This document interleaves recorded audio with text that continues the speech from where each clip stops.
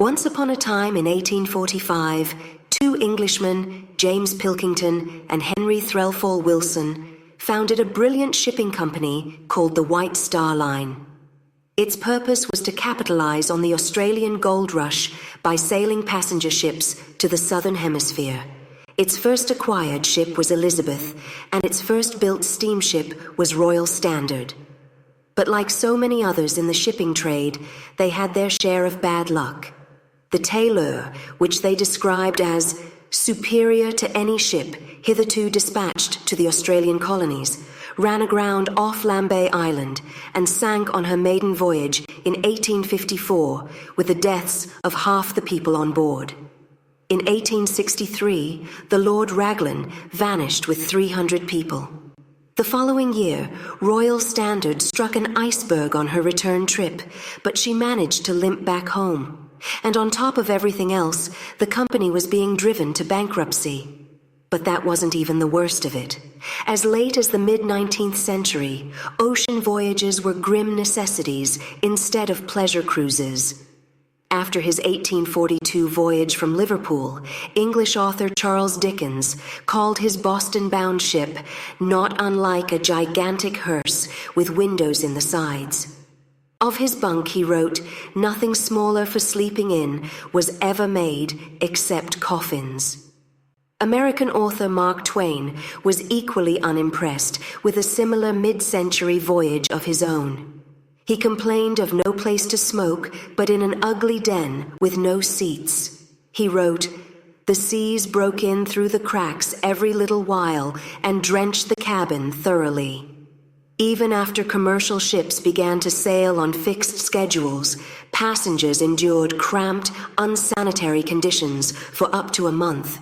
Food was bad, disease was rampant, and the sea was unpredictable.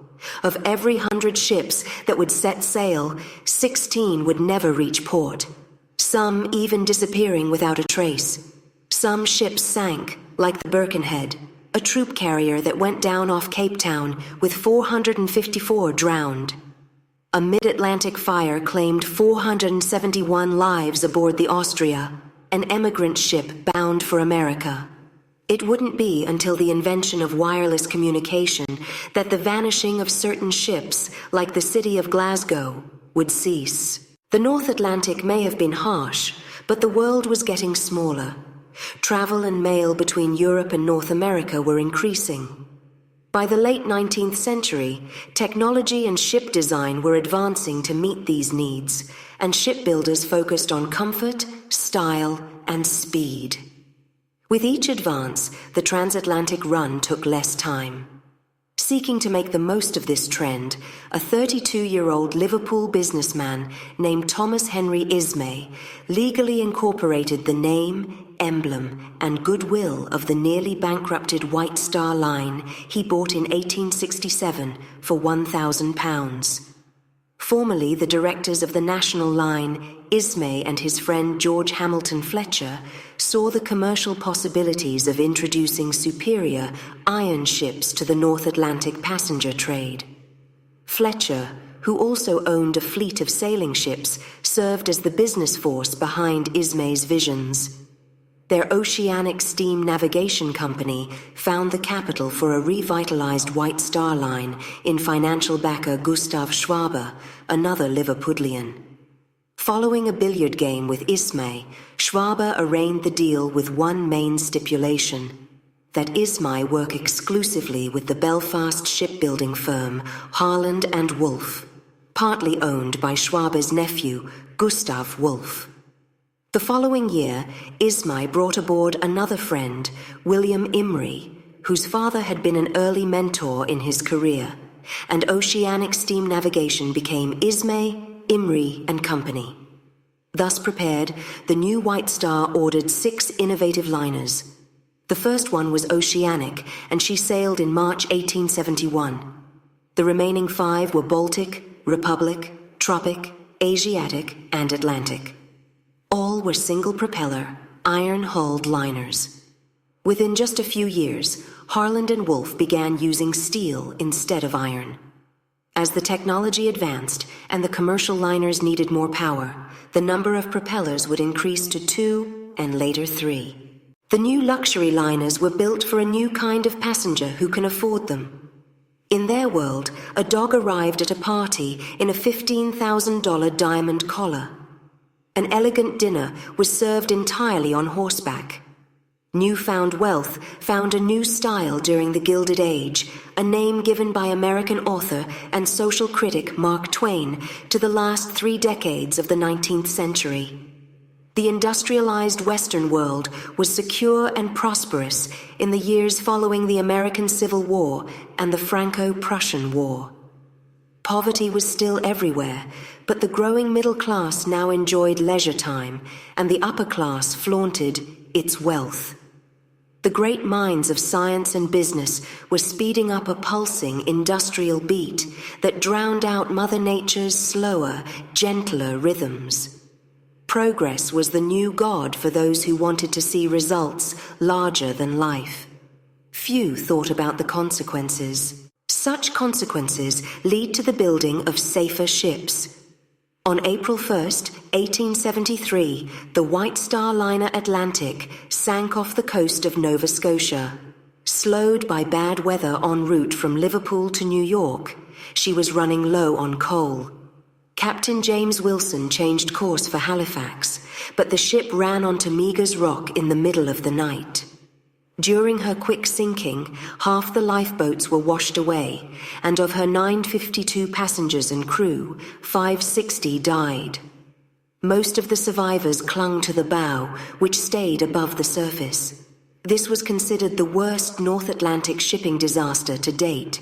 As ships grew larger during the latter decades of the 19th century, more lives and bigger investments were at stake on a wild, uncaring ocean that no human effort would ever be able to tame.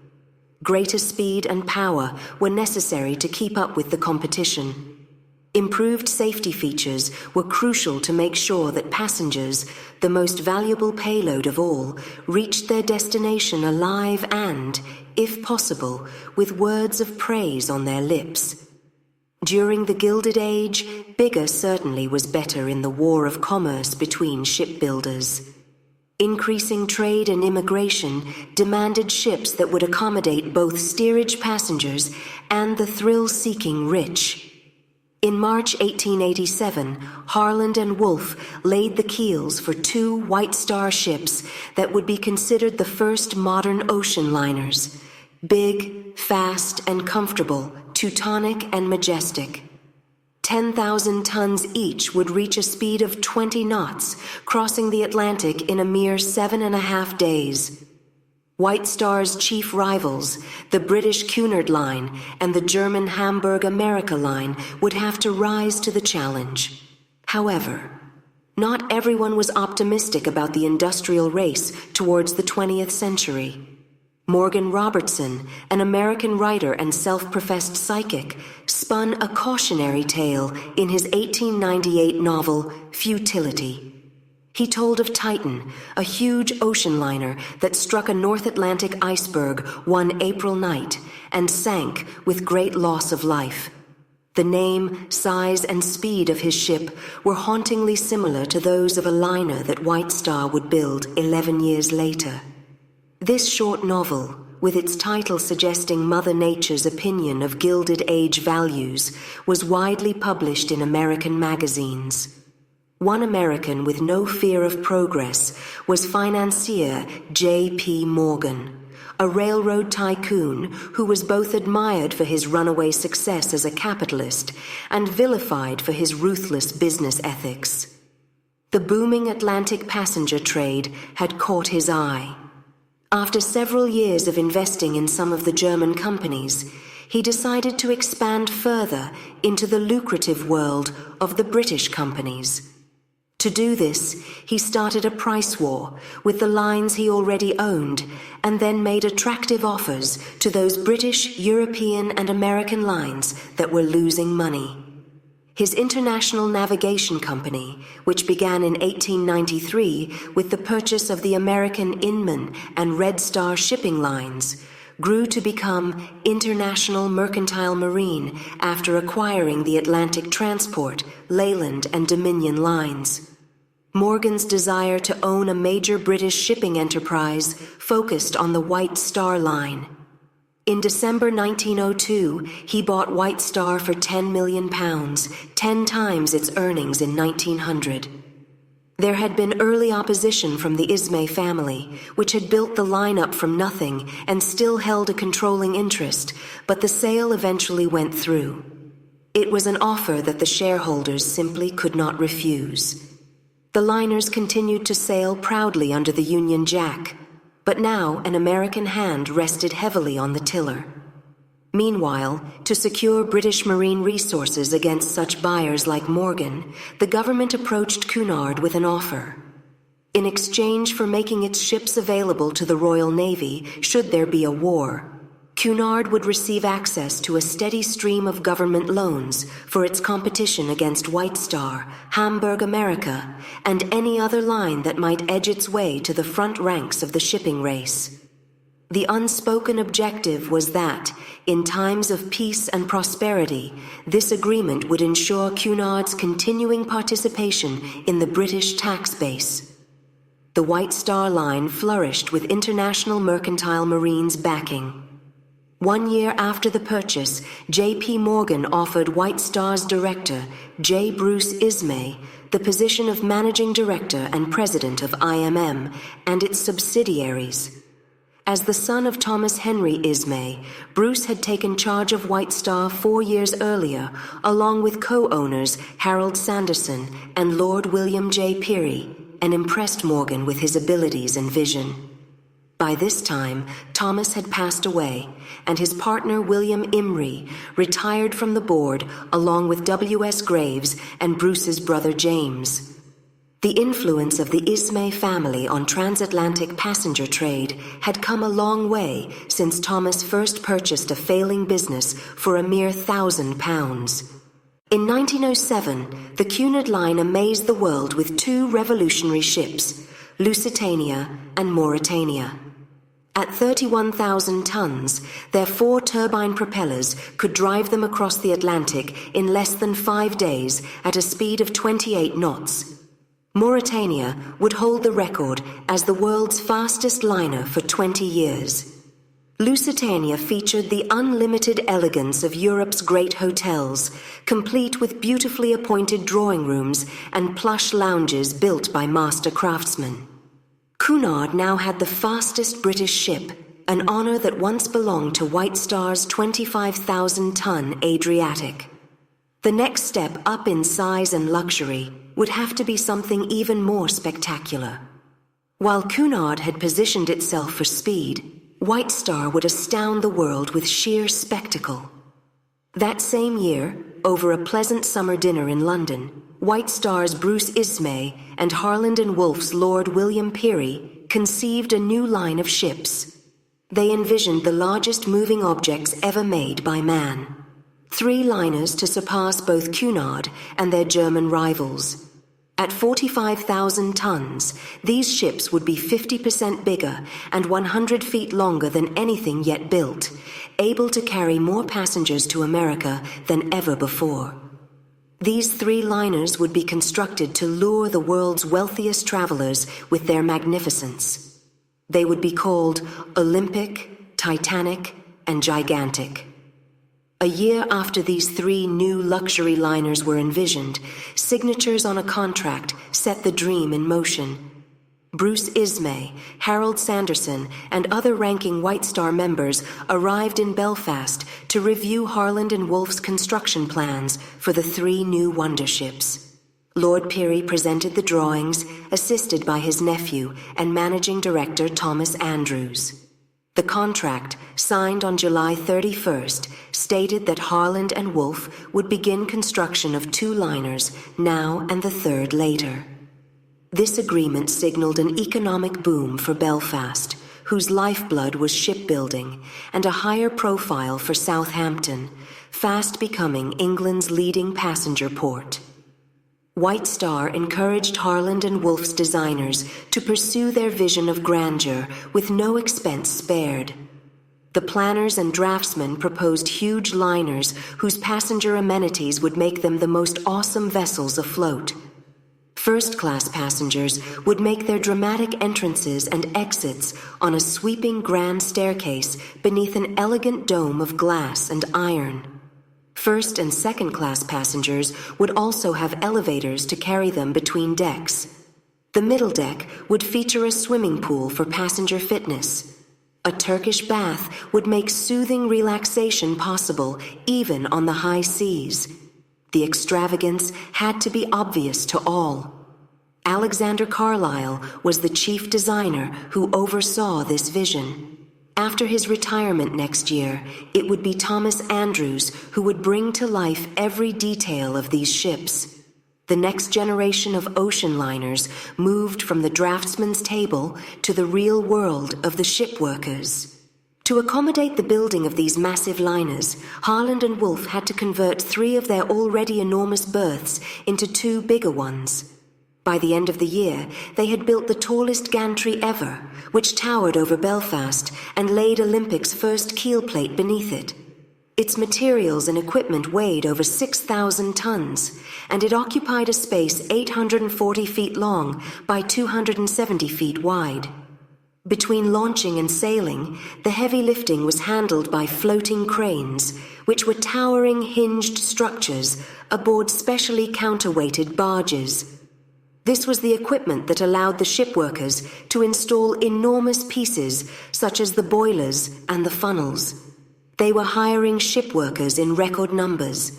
The channel of the River Lagan had to be dredged to 50 feet for ships with a deeper draft. In Southampton, White Star arranged for similar dredging. Meanwhile, Bruce Ismay was in America, doing whatever was necessary to ensure that the piers in New York Harbor would be long enough for his liners to dock. When Ismay approached the Harbor Board with a request to extend International Mercantile Marine's docks, however, the board refused, citing its concerns about navigational safety. Ismay then appealed to the business community, which obviously stood to gain from any increase in passenger traffic. The issue was taken to Washington, D.C., where the War Department held the ultimate jurisdiction over all port access in the U.S. With some hard feelings in New York, IMM finally received permission to prepare for the arrival of its wonder ships. On March 31st, shipworkers laid Titanic's first keel plate next to Olympic. As construction continued, White Star prepared the world for the first passenger liners to exceed 40,000 tons. Floating luxury hotels with pools, palm trees, and no end of elegant detail. To evoke their mythic stature, Bruce Ismay had drawn his new ships' names from Greek mythology. Olympic was named for Mount Olympus, home of the gods. Titanic honored the Titans, powerful giants who challenged the gods, only to have their arrogance punished by a spectacular defeat. Ismay was obviously impressed by the Titans' size and strength, not their ultimate fate. The Board of Trade, the British government agency that regulated commercial traffic, submitted a set of guidelines that Parliament passed as the Merchant Shipping Act of 1894. Among the articles was a requirement that the number of lifeboats carried should be based on the ship's weight and not a head count of the passengers and crew. So by 1909, all ships needed to carry lifeboats, but not everyone agreed on how many. Though final plans for Titanic and Olympic called for 16 boats each, plus 4 Engelhart collapsible boats that could be stored more easily. They were designed by Harland and Wolff's chief draftsman, Roderick Chisholm, and built at the shipyard. Of the original 16, 14 were 30 feet long and, when fully provisioned, had a capacity of 65. These boats, 3 through 16, were attached to their davits and hung inward on the boat deck. Boats 1 and 2 were emergency cutters, seating 40 each. They were already attached to davits, but were swung out and ready to use in case, for instance, someone fell overboard.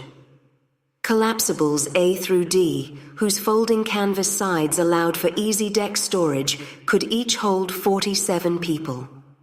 A and B were lashed to the roof of the deckhouse, or officers' quarters near the forend of the boat deck, while C and D were stored under the davits for boats 1 and 2.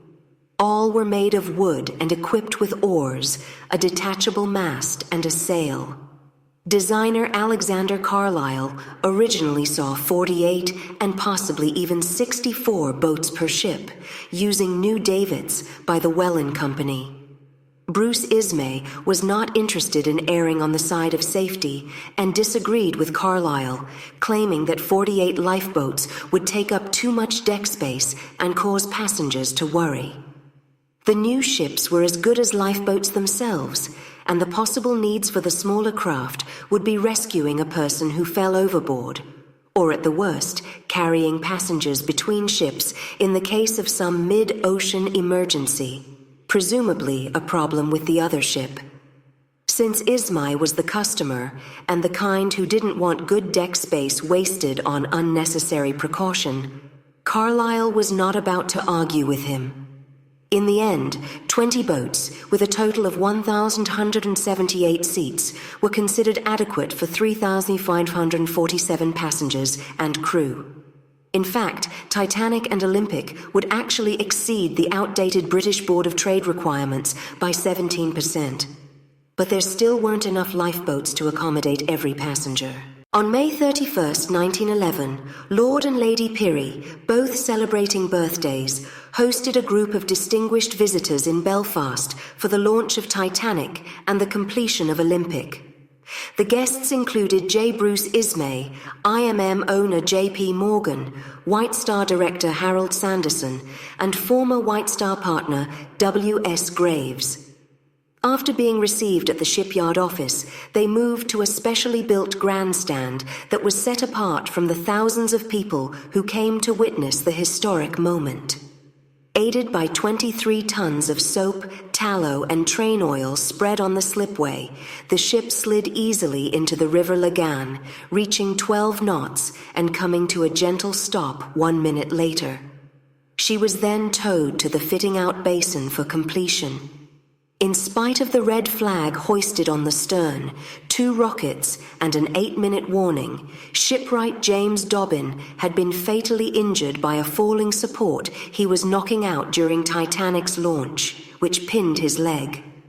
Unaware of the mishap, White Star officials celebrated over lunch, accepted the now completed Olympic, and sailed her to Liverpool to begin her maiden voyage. It was quite odd to some, however, that neither of the ships were christened. White Star was a modern company that had little interest in such time-honored ceremonies as beginning each launch with a christening. No one broke a champagne bottle across the bow. Instead, Harland & Wolff's managing director Charles A. Payne, at a nod from Lord Pirrie, signaled a few foremen to open a release valve. The spectacle of the event was watching the massive hull slide into the River Lagan while the crowd cheered and nearby ships tooted their horns and sirens. The superstitious wondered if there would someday be dire consequences for launching ships without a gesture of divine protection. The pragmatic simply shrugged and said, "They just builds 'em and shoves 'em in." As for Dobbin, his friends dragged him to safety at the last moment, and the foreman included him in the head count. But Dobbins was in no condition to celebrate the launch. He was taken by ambulance to Belfast's Royal Victoria Hospital and died the next day from contusions and shock. He was 43. Additionally, the launch of Titanic was met with skepticism by an editor at the Irish News and Belfast Morning News.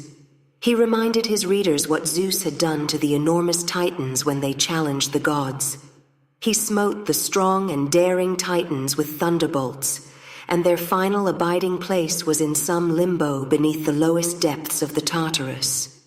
This editorial went on to wonder why an image-conscious shipbuilder would name such a magnificent creation after a group of giants who symbolized the vain efforts of mere strength to resist to ordinances of the more civilized order established by Zeus, their triumphant enemy. The irony of these words would soon ring with a terrible echo. Olympic sailed on her maiden voyage from Southampton on June 14, 1911, and arrived in New York on June 21st. Rated for a top speed of 21 knots, she came nowhere near the 25-knot records being set by Mauretania and Lusitania. White Star's intention was that its wonder ships be more luxurious than Cunard's, not faster. During the latter's outfitting, Olympic and Titanic were identical in almost every way. But after Olympic's completion, Thomas Andrews undertook several improvements to make Titanic even more luxurious than her sister ship. More first-class staterooms were added to the spacious A deck. The forward section of the first-class promenade was enclosed with plate glass windows to protect strolling passengers from spray thrown up by the bow. The only real technical change involved the wireless room, which received extra soundproofing to keep the operators from being distracted by activity on the boat deck. Like the Olympic, Titanic's safety features set new standards for marine technology. Harland and Wolff had given Titanic a double-plated keel and a system of watertight compartments that would allow any two of them to flood without sinking the ship.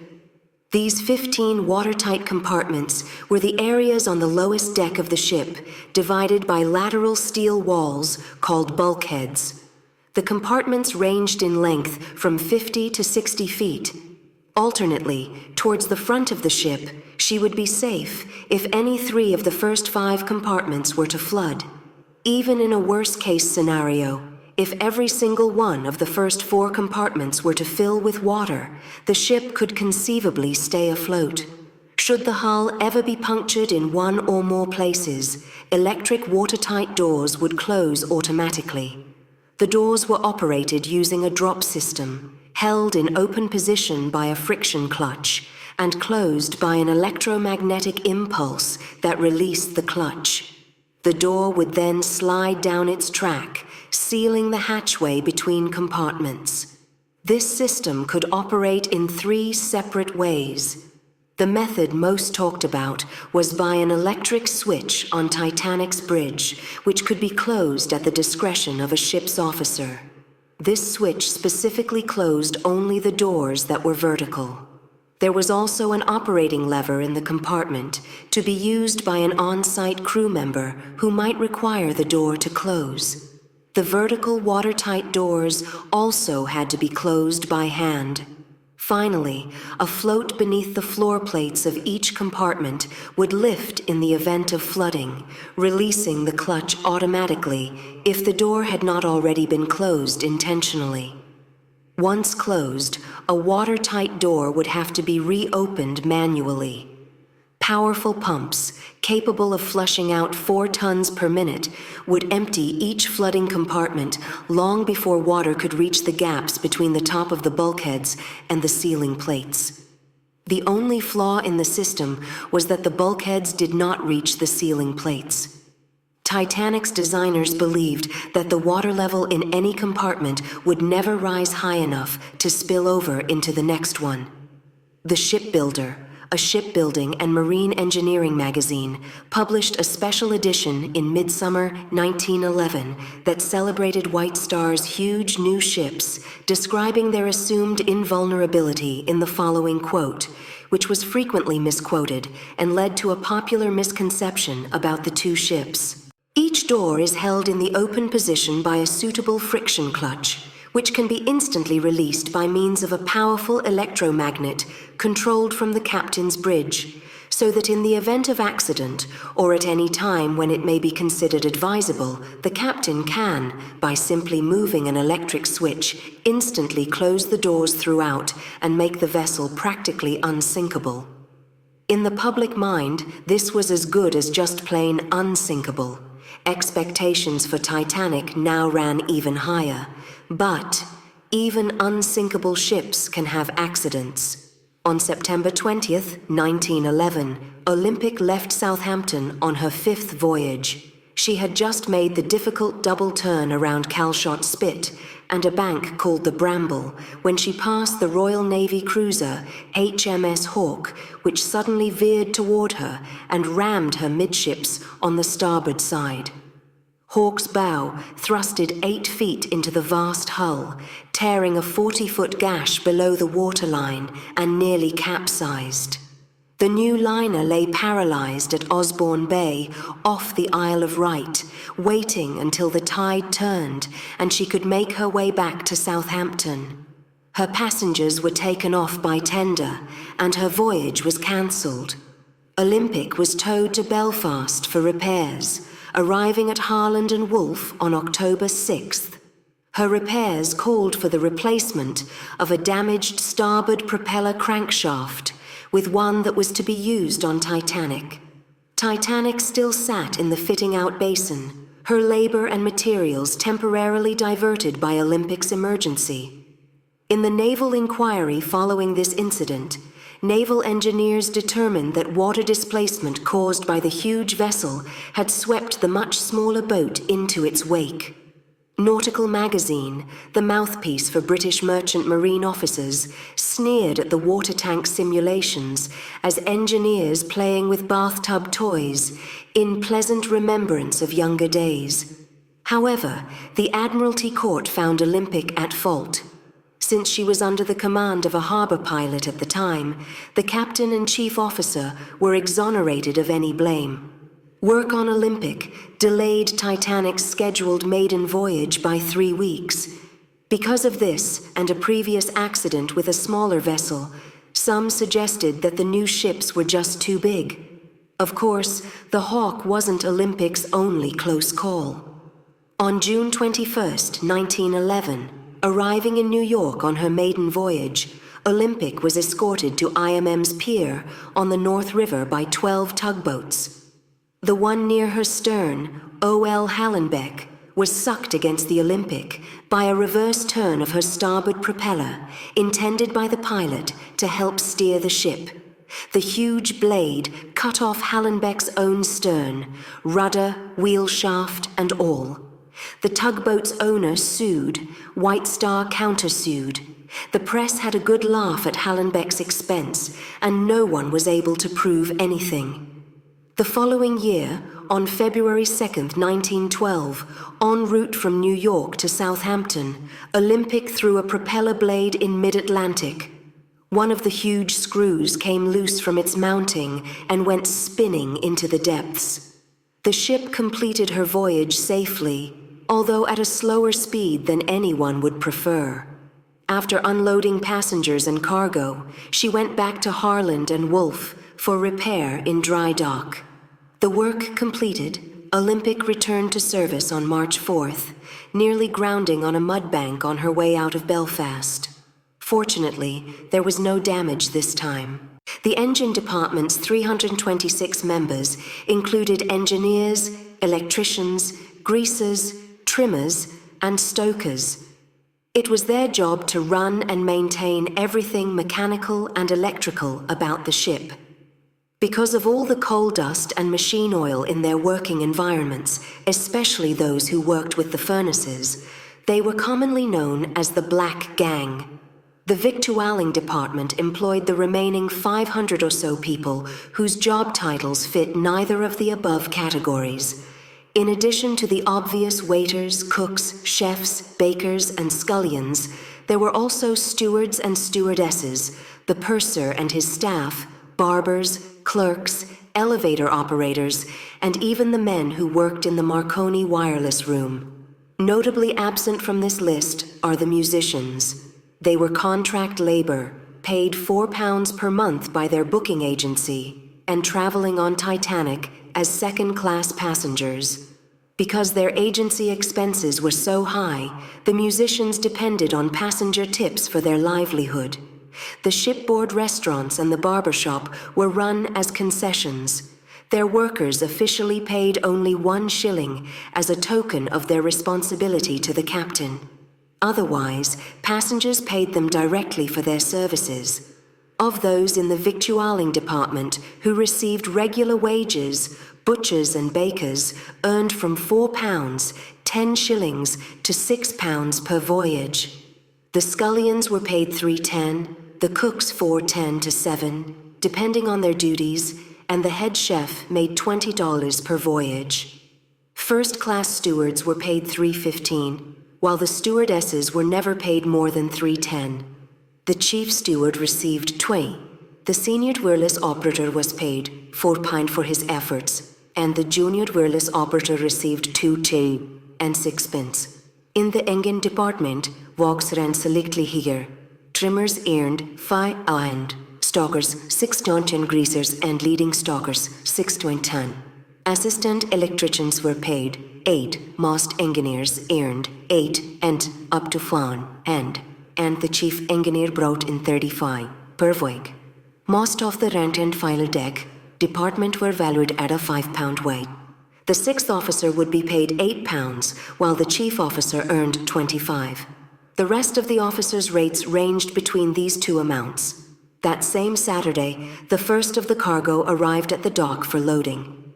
There would be 559 tons in all, including practical items like textiles, machinery, and furniture, as well as more unusual things such as anchovies, golf balls, tennis balls, and ostrich feathers. For Titanic to sail, she needed coal, 592 tons of it.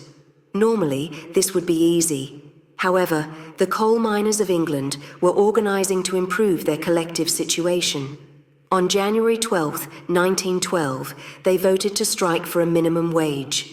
Mine owners and government officials, recognizing the far-reaching effects of such an action, managed to placate the union for a few weeks. However, after talks with Prime Minister Asquith broke down, the workers left their jobs on February 22nd. Shipping, rail lines, and much industry were at a near standstill. To ensure that its massive new liner would have enough coal to sail on schedule, the White Star Line canceled 2 other ships' departures and bought coal from outside sources.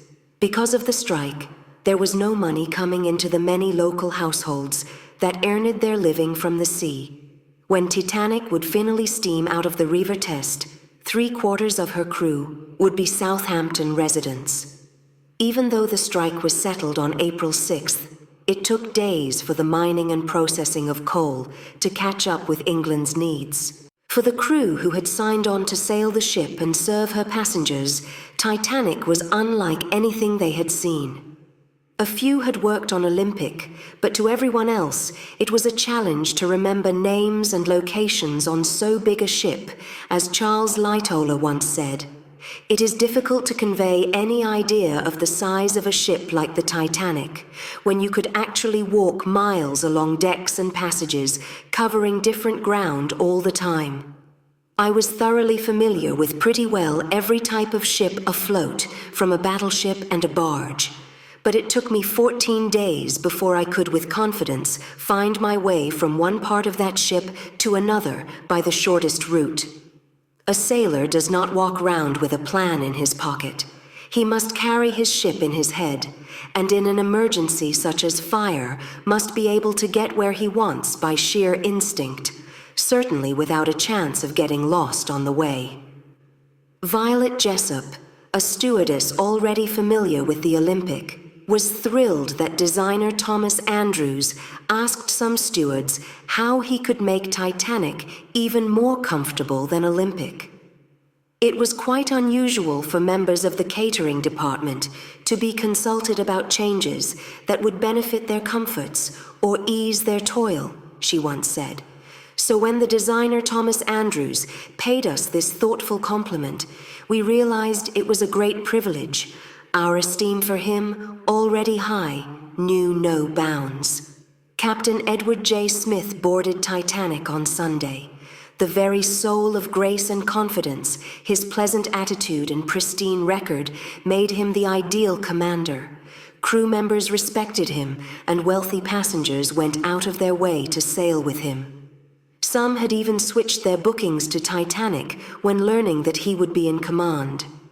In a 1907 interview, he explained why passengers and crew felt safe under his command.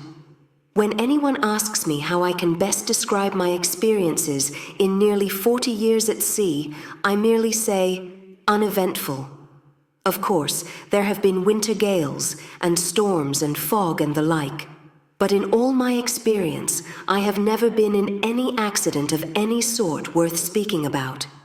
I have seen but one vessel in distress in all my years at sea, a brig, the crew of which were taken off in a small boat in charge of my third officer.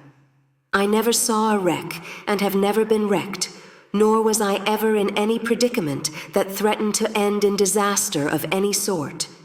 You see, I am not very good material for a story. Smith began his life far from the sea. He was the son of a potter-turned-grocer in Handley, Stoke-on-Trent. At age 12, he went to work at a local forge, but it was a bad time for the iron industry. For this, he decided to travel to Liverpool when he was 14, signing on to the merchant clipper ship of which his half-brother Joseph was captain. From that moment on, the sea was his life. He joined White Star in 1880 as fourth officer on the Celtic and first sailed as captain aboard Republic in 1887.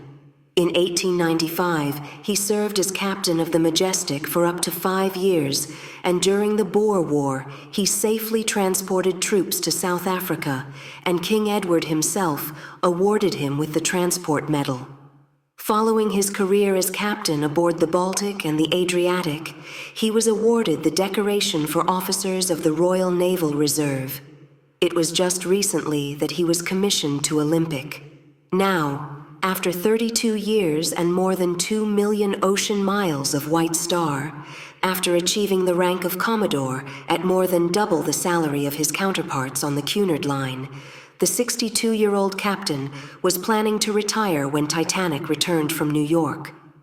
Captain Smith's favoritism among his officers saw a positive reception from Charles Lightoller. Captain Smith, or E.J., as he was familiarly and affectionately known, was quite a character in the shipping world. Tall, full-whiskered, and broad.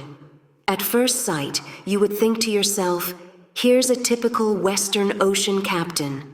Bluff, hardy, and I'll bet he's got a voice like a foghorn. As a matter of fact, he had a pleasant, quiet voice and invariable smile. A voice he rarely raised above a conversational tone. Not to say he couldn't. In fact, I have often heard him bark an order that made a man come to himself with a bump. He was a great favorite, and a man any officer would give his ears to sail under. As the highest-paid, most prestigious captain of the White Star Line, Edward J. Smith was free to make the best possible choices for the navigation officers who would be under his immediate command on Titanic's maiden voyage. Chief Officer William Murdoch, First Officer Charles Lightoller, and Second Officer David Blair, Smith's first selection of senior officers, were drawn from the ranks of men with whom he had sailed on previous voyages. Third Officer Herbert Pittman had been with White Star for 5 years. So had Fourth Officer Joseph Boxhall, an ambitious young man who quickly became Smith's favorite. Fifth Officer Harold Lowe, although he had been with White Star only a year and had never crossed the Atlantic, had proven himself on ships that served the west coast of Africa. Sixth Officer James Moody was a recent graduate of a navigational school in London. A week before sailing, Captain Smith decided that Titanic would be better served by someone familiar with her sister ship. He requested that Olympic's chief officer Henry Wilde be transferred to the new liner for her first round trip. This reassignment moved Murdoch down to first officer, Lightoller down to second officer, and David Blair off Titanic. Blair described his reaction in the following letter. Arrived on Titanic from Belfast today. Am afraid I shall have to step out to make room for Chief Officer of the Olympic, who is going in command, but so many ships laid up, he will have to wait. Hope eventually to get back to this ship. Been home all day and down on board tonight on watch. This is a magnificent ship. I feel very disappointed I am not to make the first voyage. Over the next 3 days, more luggage came, and more passengers booked their tickets. It would soon be a week to remember.